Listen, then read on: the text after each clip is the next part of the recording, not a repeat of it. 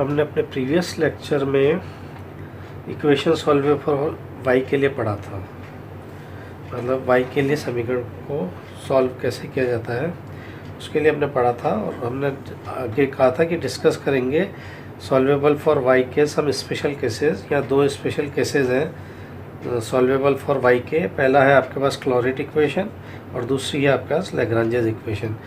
Chlorate equation को इन direct form में लिखा जाता है y equal to p x plus f of p, और लैग्रांजेस इक्वेशन लिखा जाता है y equal to x of five p plus f p. तो एक्चुअल में ये जो फर्स्ट इक्वेशन जो क्लोरेट है वो आपके पास देखा जाए तो हमारे पास कौन सा वाला रूप आ रहा है, ये सॉल्वेबल फॉर y का। सॉल्वेबल फॉर y के लिए हमने क्या पढ़ा था, y इक्वल टू आपके पास होता था p x plus some function of f p, यानी हमने पढ़ा था y equals to function of, यहाँ पर आपके पास क्या आता था पी एक्स। ठीक है, तो इस इक्वेशन को मैं इक्वेशन नंबर 1 को अगर डिफ्रेंशिएट करूँ विद रिस्पेक्ट टू x तो मेरे पास क्या आ जाएगा, d y by d x equal to with respect to x कर रहा हूँ तो p plus x d p by d x plus f dash p d p by d x. ठीक है, चलिए d y by d x को हमने क्या पढ़ा था जब हमने इसको सॉल्वेबल फॉर पी और एक्स वाई के लिए पढ़ा था, तो हमने इसको किया था this is equal to small p.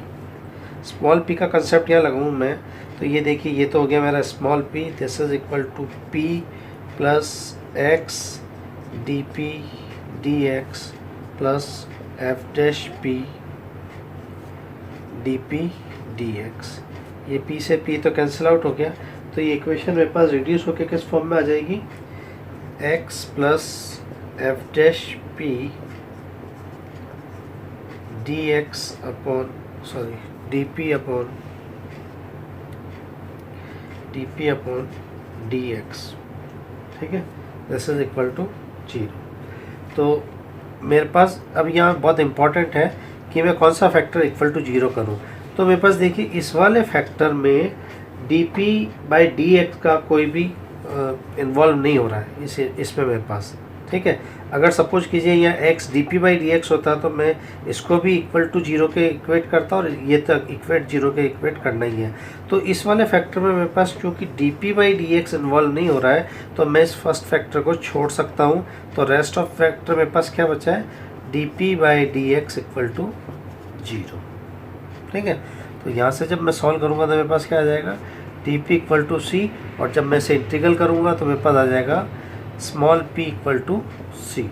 Small p equal to c का मतलब है मेरे पास जो ये आया है p का मान, इस इक्वेशन को, इस p के मान को मैं समीकरण नंबर 1 में रख दूँ तो मेरे पास इस इक्वेशन का डायरेक्ट सॉल्यूशन आ जाएगा y equal to c x plus f of सी।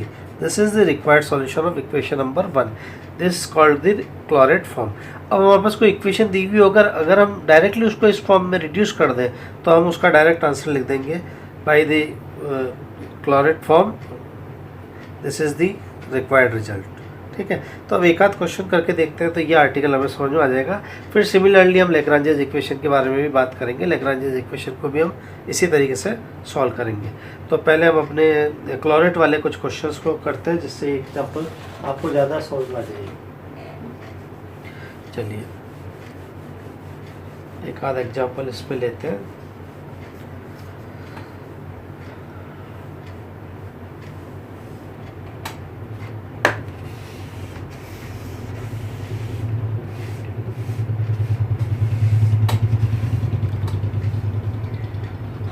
मैं एक एग्जाम्पल लेता हूँ, y equal to p x plus p minus p square. अब सबसे पहले तो देखिए क्या सॉल्वेबल फॉर p है या सॉल्वेबल फॉर y है कि क्या चीज़ है ये। ठीक है, तो यहाँ से हमें दिख रहा है y equal to function of p x and p वाला आ ही रहा है, तो हम इसको सॉल्वेबल फॉर y कर सकते हैं। और जब सॉल्वेबल फॉर y कर रहे हैं इसका मतलब some special cases of either Clairaut form और लैग्रांजेस फॉर्म। तो हम हमारे को अभी तो इसे डिफ्रेंशिएट कर देते हैं इसको simply d y by d x से। इसको करेंगे तो हमारे पास ये एक बार तो आएगा p, दूसरी बार आ जाएगा x dp by d x, ठीक है। फिर थर्ड टाइम आपके पास क्या आएगा, इस इक्वेशन को अगर मैं करता हूँ तो ये मेरे को क्या है, थोड़ा सा प्रोसेस लंबा लग रहा है, तो मैं इस इक्वेशन को अगर देखते ही पहचान जाऊँ कि क्या ये क्लोराइड फॉर्म बन सकती है क्या। तो क्लोराइड फॉर्म अभी मैंने आपको क्या लिख के बताई थी, यहाँ पर y इक्वल टू आपके पास क्लोराइड फॉर्म थी px plus f of p, function of p बनना चाहिए। देखिए px मेरे को यहाँ मिल रहा है, तो ये इसको मैं इस इक्वेशन को अगर डायरेक्टली ये लिख दूँ px plus p minus p square, px को इक्वेट करूँ तो ये चीज़ आ रही है, p माइनस को करूँ तो ये चीज़ आ रही है। तो ये तो मेरी क्लोराइड इक्वेशन थी, जिसमें मैंने क्या कहा था कि स्मॉल p को c से मैं डायरेक्टली रिप्लेस कर सकता हूँ इसके डेरिवेशन में।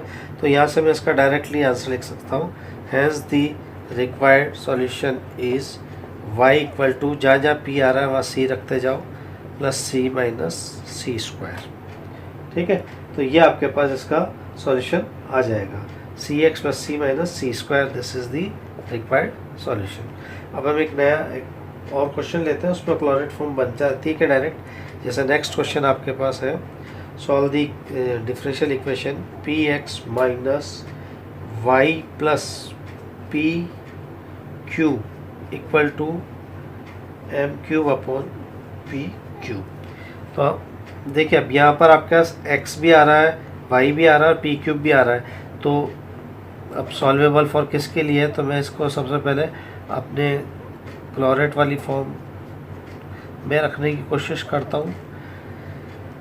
देखिए y लाना है मुझे, तो y को उधर ले जाऊँ तो ये हो जाएगा px, तो एक बन गया मेरे पास जो मेरे को चाहिए था, plus p cube minus m cube upon p cube, ठीक है।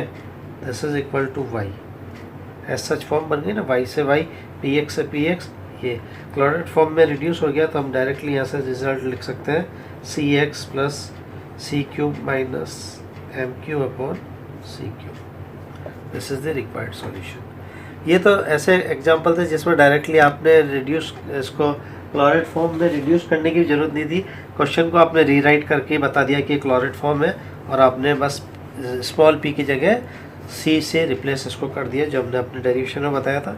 अगर क्लोराइड फॉर्म हमारे पास आ जाती है तो हम p को c से रिप्लेस कर देंगे, ठीक है। अब हम कुछ ऐसा क्वेश्चन लेते हैं जिसमें डायरेक्ट नहीं बन रही है, हमको बनानी पड़ेगी इक्वेशन को।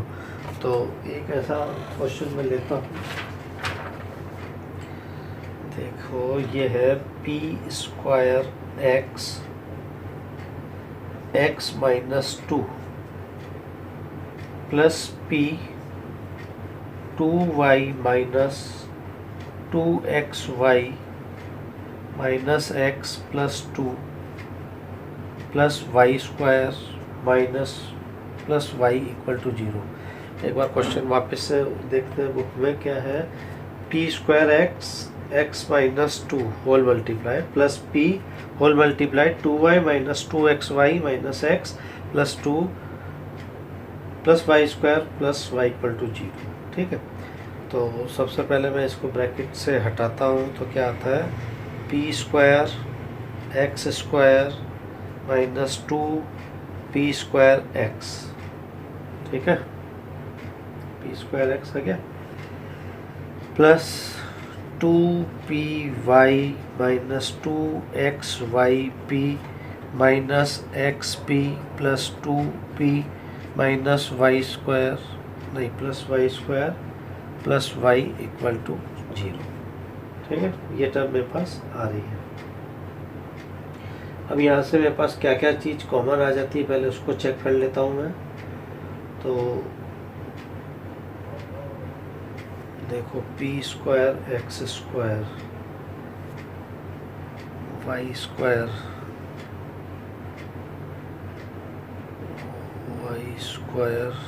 आ रहा है यहाँ पर, और ये px आ रहा है, वाई ये रहा। ये देखिए ये टर्म और ये टर्म लेते हैं, इससे क्या होल स्क्वायर बन रहा है क्या, p स्क्वायर एक्स स्क्वायर, नहीं बनेगा, इससे बन जाएगा क्या, P square x square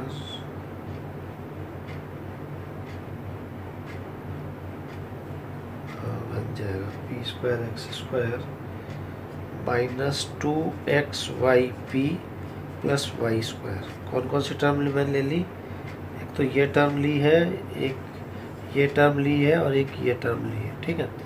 rest of term मेरे पास क्या बची है, रेस्ट ऑफ टर्म मेरे पास बची है, यहाँ से अगर मैं 2p को अगर कॉमन लूँ सेकंड और थर्ड में से 2p को, तो ये रह जाएगा y माइनस 2 नहीं रहेगा, only px, y minus px, ठीक है, y माइनस px। सेकंड और थर्ड टर्म को मैंने लिए जिसमें से 2p को कॉमन ले लिया, ये y आ गया, 2px आ गया। अब बची हुई मेरे पास टर्म कौन कौन सी है, प्लस y माइनस का px, ये बच रही है ना, y माइनस px प्लस का 2p और बचा हुआ ये वाला, ठीक है, इक्वल टू 0। ये किसका होल स्क्वायर बन रहा है, ये देखिए बन रहा है y minus p square x square, sorry P x का, मैं इसको लिख दूँ y माइनस पी एक्स का होल स्क्वायर लिख सकता हूँ, या पी एक्स माइनस वाई का भी लिख सकता हूँ। मैंने यहाँ पर p माइनस वाई एक्स का क्यों लिखा है, जिससे कि मेरे फैक्टर्स कॉमन आ जाए। एक्चुअल में ये पी एक्स माइनस वाई का भी बन रहा है, मैंने इसको y माइनस पी एक्स का भी बना दिया है, कोई फ़र्क नहीं पड़ रहा, इसका होल स्क्वायर करूँ इसका होल स्क्वायर करूँ, बोथ आर पॉजिटिव। ये जो आ रहा माइनस, ये माइनस अपनी जगह मेंटेन कर रहा है, तो मैं इसको पी एक्स माइनस वाई का भी होल स्क्वायर लिख सकता था, और मैंने y माइनस पी एक्स का इसलिए लिखा है कि मेरी आगे की टर्म्स में ये कॉमन आता चला जाए। तो प्लस यहाँ से मेरे पास क्या आ जाएगा, 2p प्लस 1 इसका एक फैक्टर हो गया, और y माइनस पी एक्स इसमें से कॉमन निकल के आ गया, प्लस 2p इक्वल टू 0। ये जो पूरी इक्वेशन जो हमें दी थी मैंने उसको इतना रिड्यूस कर दिया है। अब इसको और रिड्यूस करता हूँ मैं, इसके और फैक्टर्स करूँगा तो क्या हो जाएगा, y माइनस पी एक्स, और एक बार तो आएगा ये प्लस का 2p, है ना, और एक बार आपके पास आ जाएगा y minus p x plus 1, this is equal to 0, ठीक है। अब एक एक फैक्टर को मैं इक्वेट करता हूँ 0 के बराबर, यानी मैं यहाँ एक वर्टिकल लाइन खींच के पहले वाले को मैं लिखता हूँ p x plus 2p equal to 0, second वाले को इक्वेट किया मैंने p x plus 1 equal to 0, ठीक।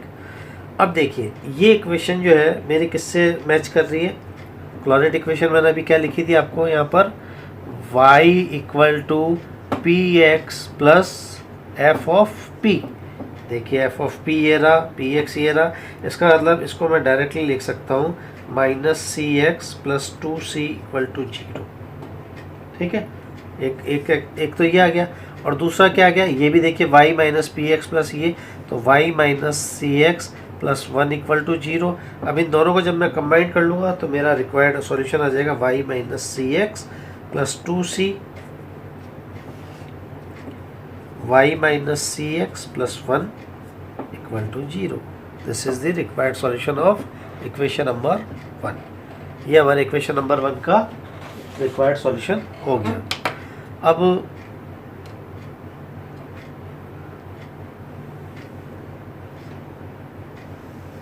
थोड़ा सा और डिफ़िकल्ट लेवल पे चलते हैं, क्योंकि इक्वेशन जैसे ही आपका क्लोराइड फॉर्म में रिड्यूस हो जाती है तो आप उसको स्मॉल p की जगह आपको ओनली c लिखना है और वह आपका सॉल्यूशन हो जाएगा। चलिए अब थोड़ा सा डिफ़िकल्ट लेते हैं लेवल, BSc लेवल का ही डिफ़िकल्ट बता रहा हूँ, बाकी तो इसमें काफ़ी एग्जाम्पल्स बहुत अच्छे भी हैं। अब मेरे को एक तो आपको बताना था लैग्रांजेस फॉर्म। लैग्रांजेस फॉर्म शुरू में हमने डिस्कस करा था। लैग्रांजेस फॉर्म आपके पास था लैग्रांजेस इक्वेशन, शुरू में मैंने क्या लिखी थी इसको, y equal to x phi p plus f p, ठीक है। तो ये भी सॉल्वेबल फॉर y के लिए हो रहा है, तो मैं इसे इक्वेशन को डिफ्रेंशिएट कर दूँ with respect to x both the side, या x से करूँगा तो देखो ये तो हो जाएगा फाई ऑफ p प्लस अब x रहेगा तो ये हो जाएगा phi dash p d p by d x plus f dash p d p by d x. इसको तो मैं p लिख सकता हूँ, इस वाली चीज़ को क्या लिख सकता हूँ, p माइनस फाइव पी को मैंने इधर निकाल दिया माइनस लेके, और अब बची हुई टर्म मेरे पास क्या है, बची हुई टर्म जो आपके पास आएगी वो आएगी इक्वल टू, ये माइनस इधर आ गया ना, इक्वल टू हो गया x five dash P plus f dash P, और ये मैंने D p by d x को बाहर कॉमन ले लिया। ठीक है, अब ये लेने से मेरे पास कौन सी टर्म को मैं इक्वेट जीरो के बराबर करूं या क्या करूं, तो इसमें अभी हमारे पास क्या है कि इसको मैं वेरिएबल सेपरेट हो सकते हैं क्या, इसको मैं इस टाइप से लिख देता हूं d x upon d p, और ये वाला फैक्टर तो इसके आगे आएगा ही p minus five p d x upon d p हो गया, और यहाँ से मैं अगर इसको लिखूं तो ये माइनस का x five dash p equal to f dash p, f dash p equal to f dash p. देखिए इस इक्वेशन को मैंने इस फॉर्म में क्यों लिखा है, ये मेरी जो है linear differential equation in x. देखिए d x by d p, ये जो भी फंक्शन है वो यहाँ आ जाएगा फाइव डैश के नीचे, तो अगर मैं इसको रिड्यूस करके लिखूँगा तो मेरे पास क्या आ जाएगा सॉल्यूशन इसका, d x upon d p minus five dash p upon p minus five p. ठीक है, ये फंक्शन ऑफ इसका होता है x equal to f dash of p। ठीक, लीनियर इक्वेशन हो गई, तो इसका सॉल्यूशन जो भी आएगा इंटीग्रेटिंग फैक्टर, तो मैं यहाँ से कह रहा हूँ यहाँ दो वेरिएबल आपके पास आ रहे हैं x और कौन सा वेरिएबल आ रहा है p, तो इसका सॉल्यूशन क्या मान सकता हूँ मैं, y equal to psi of p, y जो है वो आपका सॉल्यूशन क्या हो जाएगा p एंड c, दो वेरिएबल में आपके पास सॉल्यूशन आ जाएगा ये। ठीक है, x इक्वल टू x मैंने equation D x by d P, तो x इक्वल टू दिस। अब हम इस इक्वेशन नंबर 1 एंड 2 से, जो मैंने इक्वेशन नंबर 1 लिखी थी ना मेरे पास, इक्वेशन नंबर 1 ये जो मेरी लैग्रांजेस है, इक्वेशन नंबर 1 और 2 से मुझे वैल्यू निकालनी पड़ेगी किसकी, p की, और फिर मेरे को इसको हमारी इक्वेशन नंबर 1 में रख देंगे, तो हमारे पास जहाँ पर भी ये वैल्यूज़ आ रही है उसके कॉरस्पॉन्डिंग हमारा आंसर आ जाएगा। अगर ये यहाँ से नहीं आता है तो हमारे पास ये दो इक्वेशन जो बनेगी ना, एक तो हमारे पास इक्वेशन नंबर 2 बनी है और एक इक्वेशन नंबर जो 1 है, उसमें मैं x की वैल्यू को अगर सब्सटीट्यूट करता हूँ तो इक्वेशन नंबर 1 मेरी क्या हो जाएगी, x की वैल्यू हो गई आपके पास five p c five p plus f of p, ये इक्वेशन नंबर मैंने थर्ड दिया। तो इक्वेशन नंबर 2 एंड 3 जो है वो मेरे पास parametric form of equation 1, equation 1 की जो है ये पैरामेट्रिक फॉर्म हो जाएगी, यानी this is the solution of equation 1। इस इक्वेशन 1 के ये सॉल्यूशन आ जाएंगे, x इक्वल टू ये एंड y इक्वल टू ये, both are called the parametric form of equation 1। ठीक है, अब इस पर एक आध क्वेश्चन करके देखते हैं कि लैग्रांजेस इक्वेशन को सॉल्व करने का तरीका क्या क्लॉरेट से अलग है या सेम है, और एक एग्जांपल से इसको समझाने की कोशिश करते हैं।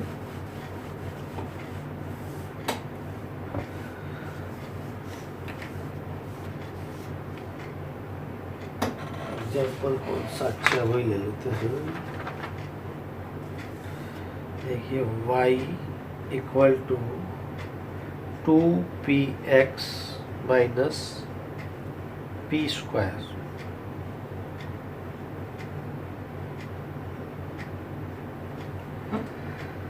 हाँ भाई ये इक्वेशन देखने में तो लग रहा है कि क्लॉरेट फॉर्म भी बन रही है, और डायरेक्ट अगर इसका आंसर लिखना चाहो तो क्या लिख सकते हो आप, y equal to 2cx minus c square लिख सकते हैं क्या हम, नहीं आएगा ना तो, क्योंकि अभी आपके पास ये का क्लॉरेट फॉर्म तो बनी नहीं है, तो हमको क्या करना पड़ेगा, इसको इक्वेशन को वापस लिखते हैं, y equal to 2px minus p square, इसको मैं इक्वेशन नंबर 1 कह देता हूँ। नाउ डिफ्रेंशिएटिंग, मैं सॉल्वेबल फॉर अभी इसको y कर रहा हूँ, मुझे नहीं पता है कि लैग्रांजेस इक्वेशन बन रही है या क्लोरेट फॉर्म बन रही है, ठीक है ना। तो मैं इसको अभी सॉल्व कर रहा हूँ अपने किस तरीके से, dy by d x solvable for y के लिए कर रहा हूँ। y में यही होता है ना, p x plus function of ये, यानी वहाँ पर आपके पास होता है y equal to p x minus या प्लस एफ ऑफ पी, ठीक है। तो यहाँ से जब मैं इसको करूँगा dy बाई डी एक्स, ये आपके पास कितना हो जाएगा 2p प्लस ये हो जाएगा 2x dp by d x minus 2p dp by d x, ठीक है। अब मैं यहाँ से इसको सॉल्व करूँ तो ये आ जाएगा मेरे पास 2x minus 2p dp by d x plus p equal to 0, क्योंकि ये जो है इसको मैं p लिख सकता हूँ, dy बाई डी एक्स, एक p इधर जाएगा तो 2p माइनस 1 इज p।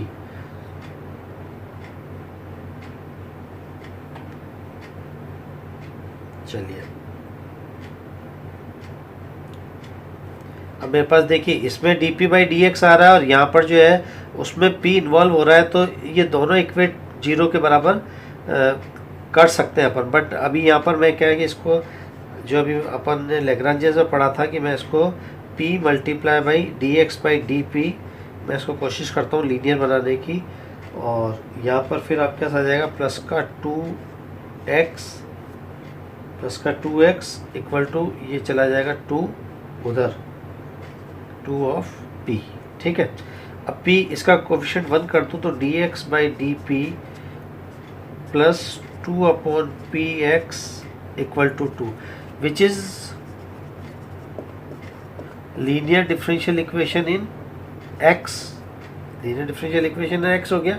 तो इंटीग्रेटिंग फैक्टर इसका क्या हो गया, e raise to the power 2p dp, this is equals to e raised to the power 2 log of p, this is equals to e of log p square, this is p square.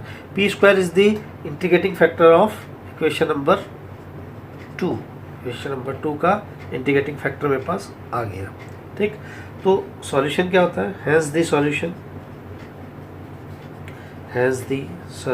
Is, solve किसके लिए कर रहा है, x के लिए, तो x integrating factor equal to q आपके पास कितना है 2 integrating factor dp plus some constant of integration, तो ये हो गया आपके पास x p square equal to 2/3 p cube plus c। अब अगर मैं यहाँ से x की वैल्यू y में सब्सटीट्यूट कर दूँ तो एक तो मेरे पास x की वैल्यू क्या आ रही है, x इक्वल टू, अगर मैं सॉल्व करता हूँ p से p काटूँ तो ये मेरे पास आ जाएगा, this implies x equal to 2/3